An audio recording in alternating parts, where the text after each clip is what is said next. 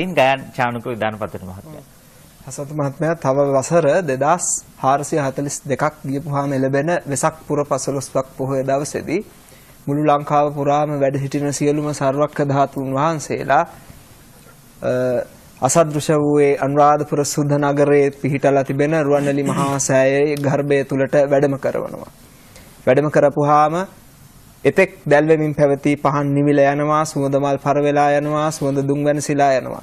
ඒ අවස්ථාවේ සියලුම සර්වක්ක ධාතුන් වහන්සේලා අහසට පැන නැගලා එක නූලක මුණුපු මුතුයට පේලියක් වගේ නාගදීප රාජායතන චෛත්‍ය ස්ථානයට වැඩම කරනවා.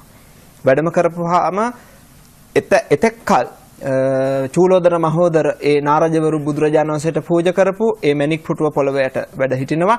ඒ මණික් පුටුව අහසට පැන නැගුණාම ඒ මණික් පුටුව මත සියලු සර්වක්ක ධාතුන් වහන්සේලා තැන්පත් වෙනවා.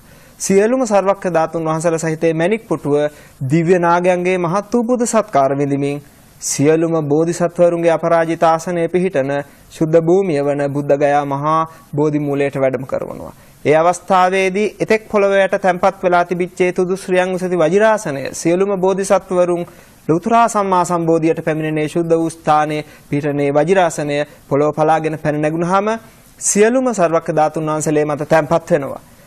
ලංකාවෙන් වැඩම කරපු සර්වක්ක ධාතු විතරක් නෙමෙයි මුළු තුන් ලෝකයේම වැඩ සිටින සියලුම සර්වක්ක ධාතුන් වහන්සේලා දිව්‍ය ලෝක, බ්‍රහ්ම ලෝක, නාග ලෝක ආදී සියලුම ලෝකවල වැඩ සිටින ධාතුන් වහන්සේලා ස්ථානයට වැඩම කළා වජිරාසනයේ මත තැන්පත් වුණාම ලලාට ධාතු අහසට පැනලා ඒතන තැන්පත් වෙනවා. අකු ධාතු දෙනම ඒ තැන්වල සතර දලදා වහන්සේලා ඒ තැන්වල සියලුම අස්ථි ධාතුන් වහන්සේලා නොවරදවාම පිහිටි තැන්වලම පිහිටනවා. බුද්ධ ශරීරය නිර්මාණය වෙනවා. බුද්ධ ශරීරය නිර්මාණය වෙලා බුදු සිරුරෙන් භාග්‍රේ දක්වා බුද්ධ රශ්මිය විහිදෙනවා. මේ අවස්ථාව කිසිම මිනිසෙක් දකින්නේ නැහැ. මොකද ওই කාලේ වෙනකොට කිසිම බෞද්ධයෙක් ලෝකේ නැහැ.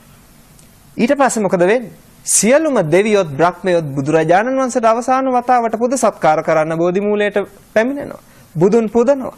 අනන්ත බුදු ගුණ ගයමින් බුදුරජාණන් වහන්සේට ස්තුති ගායනා කරමින් බුද්ධ වන්දනාව වේදෙනවා. ඒ අවස්ථාවේදී දෙවියොත් බ්‍රහ්මයොත් බුදුන් වැඳ අවසන් වුණාම බුදු සිරුරට ගිනි දැල් ඇවිලිලා දෙහ ආදාහන වෙලා අලුවත් දැලිවත් ඉතිරි වෙන්නේ කිසිම ධාතුන් වහන්සේ නමක් ඉතිරි වෙන්නේ නැහැ අබෑටයක් තරම්වත්. ජයශ්‍රී මහ බෝධි අතුරුදහන් වෙනවා. බුදුරජාණන් වහන්සේ වෙනුවෙන් හදලා තියෙන සියලුම ප්‍රතිමා වහන්සේලා අතුරුදහන් වෙලා යනවා.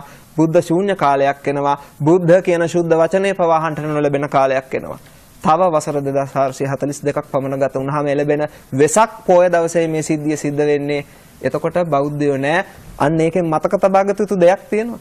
මේ පිම්බිමේ මේ ශාසනය තව වසර 2000 ගණනක් පවතින බව. ඒක ඊට වැදගත් කාරණාවක්. එය සිද්ධ වෙන්නේ වෙසක් පොය දවසක.